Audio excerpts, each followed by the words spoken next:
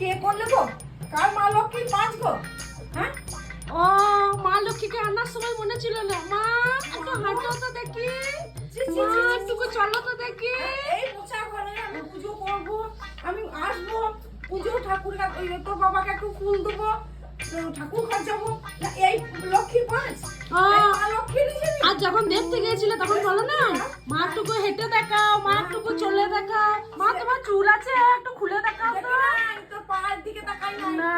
এমনি পা হলে আমি বিয়ে দিতাম না আবার বলবে মা দেখি তো একটু হেঁটে খড়ম ঠেঙে কি না। আনতামই না তোকে তাহলে। হ্যাঁ। তোকে আনতাম এরকম পা দেখলে? মা গো। তুমি এনেছো? বাবা এনেছিল আমাকে, তুমি আনোনি? বাবা তাহলে চোখ ছিল না? না চোখ ছিল না, না চোখ ছিল না, দে, দে, দে, দে, চোখ দে। ছিল না। ধের ধের ধের ধের কি মা লক্ষ্মীকে ঘরে আনছে, অথচ মা লক্ষ্মীর পায়ে ছাপ পড়লে গাল দিচ্ছে। আচ্ছা কপাল রে ভাই। হ্যাঁ